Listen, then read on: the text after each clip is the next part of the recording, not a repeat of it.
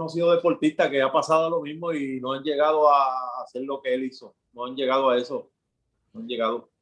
Y en verdad yo digo que la presión que él se montó él mismo, pues fue lo que lo llevó a cometer esa locura, porque le quedó mal, porque lo hizo todo en el patio de nuestra casa.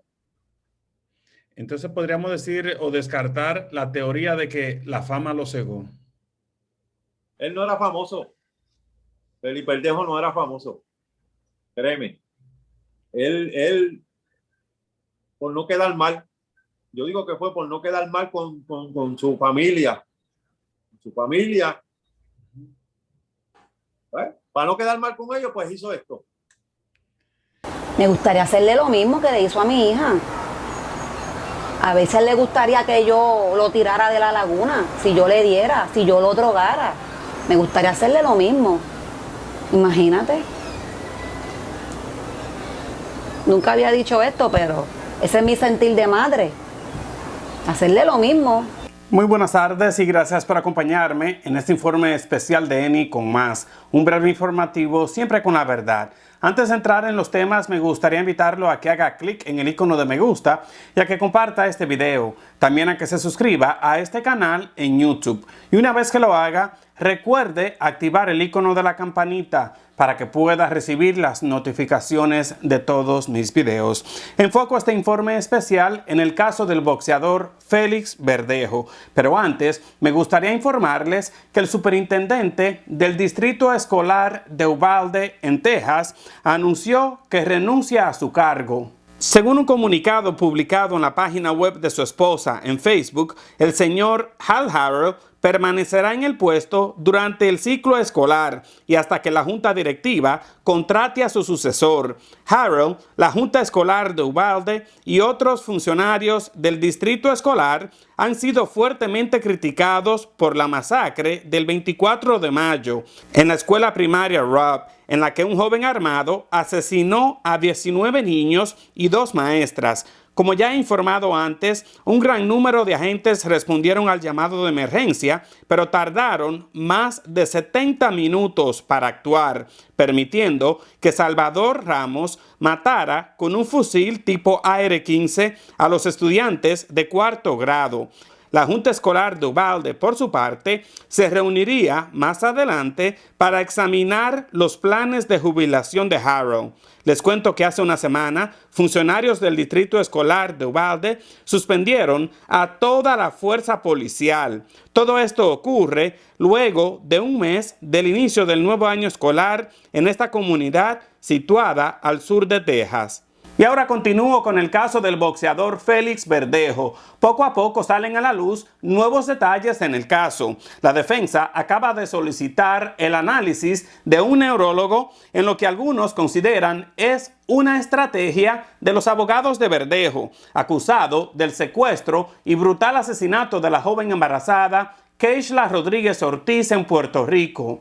Verdejo fue instruido de cargos criminales federales y, de ser hallado culpable, podría ser condenado a cadena perpetua, al igual que su cómplice Luis Antonio Cádiz Martínez, que fue quien lo delató ante las autoridades federales. Pero el ex campeón mundial de boxeo no sería el único púgil que ha visto truncada su carrera por un hecho similar. A lo largo de la historia, el boxeo ha estado inmerso en este tipo de escándalos. Otro de los casos más sonados fue el del venezolano Edwin Valero, quien se suicidó tras ser arrestado por el asesinato de su esposa en 2010 y posteriormente un periódico mexicano reveló el arresto de José Ángel Nápoles, un boxeador de 30 años y nieto del también pugilista José Ángel Mantequilla Nápoles, por la muerte de su pareja. Varios abogados piensan que la defensa de Verdejo planea resaltar los problemas que un boxeador puede desarrollar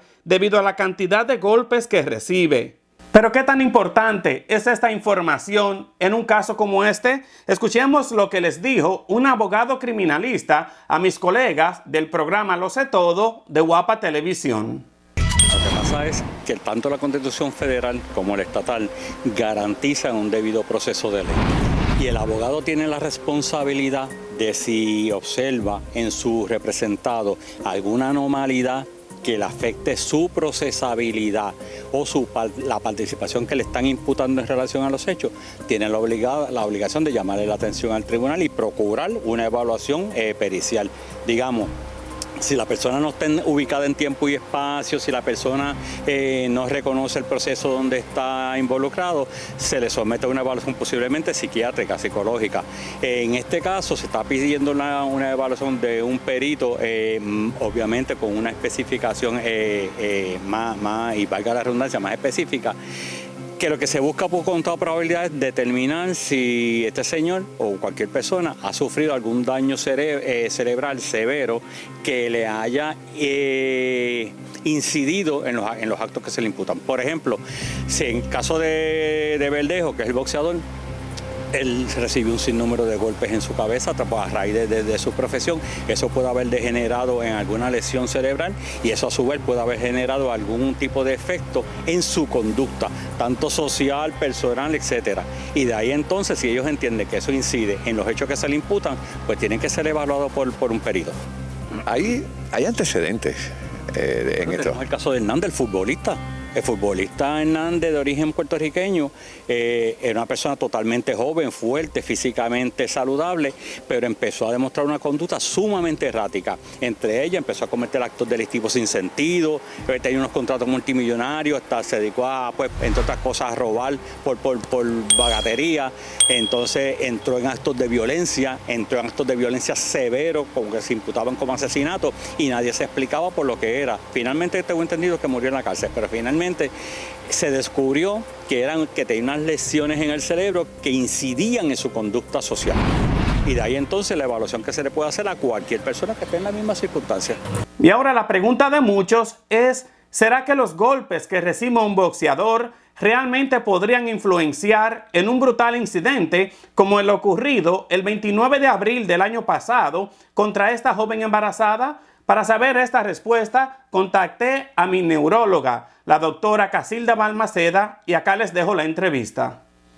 Muchísimas gracias a la doctora Casilda Balmaceda, neuróloga desde Nueva York, pero colaborándonos desde Islandia. Doctora, gracias por su tiempo. Gracias, Jenny. Encantada de estar contigo esta noche. Un placer.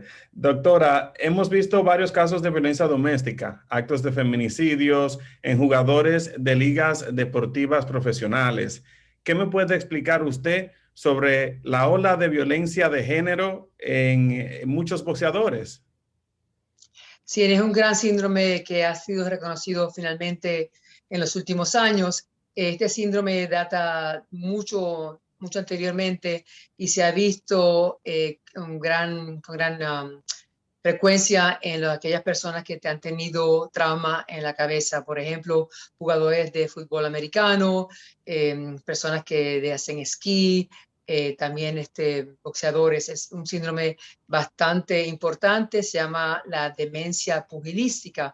Ahora se llama CTE o encefalopatía crónica postraumática.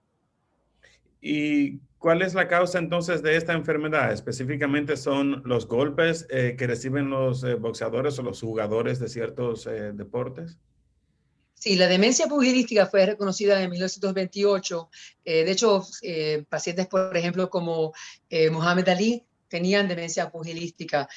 Fue inicialmente descrita en los boxeadores, pero le puede ocurrir, como te dije, en personas que han tenido trauma en la cabeza. Lo importante es que este síndrome, número uno, puede ocurrir con momentos de trauma en la cabeza, aunque sean muy insignificantes, aunque ocurran, por ejemplo, en adolescentes que están jugando fútbol y que no se desmayen después del trauma. A través de los años, ese trauma en la cabeza se desarrolla en una demencia que constituye problemas de aprendizaje, problemas cognitivos, número dos, problemas de emotivos. Se ve mucha depresión, por ejemplo, en los pacientes con demencia pugilística. Número tres, problemas de impulsividad y comportamiento. Esos pacientes pueden tener mucha impulsividad, cometer ciertos comportamientos muy, muy serios. Y número cuatro, se pueden ver problemas de Parkinson, por ejemplo, como lo tuvo el difunto Muhammad Ali. Pero ¿se podría prevenir esto o evitar que llegue quizás a un punto en el que la persona pueda cometer un acto tan violento? Sí, lo importante es reconocer esto como un síndrome existente en la neurología y en la neurología deportiva, que es una nueva rama de la neurología. Es importante darse cuenta de que el síndrome es prevenible. Por ejemplo, a pequeños traumas a la cabeza en deportistas, en los muchachos jóvenes que están participando, por ejemplo, en el fútbol americano, deben ser documentados porque mientras más ocurren, más son los chances, la probabilidad de que ese muchacho, esa muchacha desarrolle demencia pugilística o encefalopatía postraumática. También es importante saber que es un síndrome que tiene su genética. Hay ciertos cambios genéticos en el que pueden predisponer a que estos deportistas desarrollen esta demencia. ¿Y hay posibilidades de poderse determinar a través de síntomas? ¿Es esta una enfermedad sintomática? Al principio no desarrolla síntomas, ¿verdad? Puede ocurrir por 20, 30 años sin tener síntomas. Luego los pacientes, los deportistas empiezan a desarrollar problemas de depresión. Número 2, problemas de memoria. Número 3, problemas de impulsividad, comportamiento. Y número 4, problemas de movimiento. Pueden parecerse al Parkinson's y el síndrome de demencia pugilística también se puede parecer mucho al Alzheimer's. De hecho, en que este síndrome tiene proteínas en el cerebro que son las mismas proteínas que se ven en pacientes de Alzheimer's. Es una enfermedad progresiva. Y usted me dice que empiezan desde la secundaria. Sí. Se ha determinado que la demencia pugilística tiene como factor de riesgo muchos pequeños mini traumas a la cabeza que se pueden ver en contusiones en muchachos de adolescencia que practican deportes en los cuales hay trauma a la cabeza. Por ejemplo, el boxeo, el fútbol americano, algunos jinetes también tienen pequeños traumas en la cabeza. ¿Y qué le diría usted a los deportistas, especialmente a los boxeadores, en cuanto a su salud y tener esto en consideración? Sí, es importante que se documente en los deportistas, sobre todo los boxeadores, que se documente exactamente cuántas veces se han desmayado. Por ejemplo, a cualquier boxeador que desarrolle problemas de comportamiento, problemas de memoria, problemas de temblores, por ejemplo, como Parkinson's, etcétera, que se lo dejen saber, ¿verdad? A su familia, etcétera, porque esta demencia debe ser tratada, sobre todo los problemas del comportamiento que hemos visto ya en muchos boxeadores a través de la historia. Eso puede ser bastante prevenible si esa demencia pugilística hubiera sido detectada tempranamente.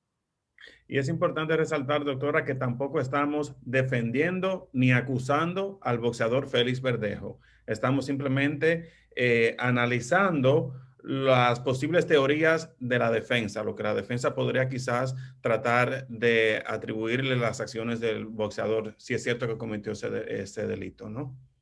Correcto. Esa demencia pugilística, Denis, se conoce como un síndrome ya bien establecido. De hecho, hay cambios neuropatológicos en el cerebro de boxeadores. También existe un estudio en los Estados Unidos, que ha sido publicado por el New York Times anteriormente, en los cuales muchos futbolistas de la NFL americana han donado su cerebro y se han hecho estudios post-mortem en los cuales se ha determinado que estos boxeadores, estos futbolistas, tienen cambios patológicos en el área frontal, que controla el comportamiento, el área temporal que controla la memoria y la sustancia nigra, que es la sustancia del área del cerebro que controla el comportamiento. O sea que no es un síndrome que estemos inventando para defender a ningún boxeador, pero estamos reconociendo a nivel neuropatológico y neurológico que es un síndrome clásico que tiene su explicación patofisiológica.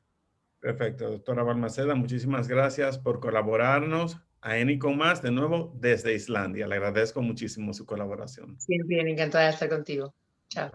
Y bueno, pues como he informado antes, el inicio del juicio contra el boxeador Félix Verdejo está pautado para el 27 de febrero del próximo año. Actualmente, la Fiscalía Federal continúa entregando evidencia electrónica para la defensa. Se trata de prueba digital que procurarán entregarla tan pronto puedan presentarla en el formato correcto.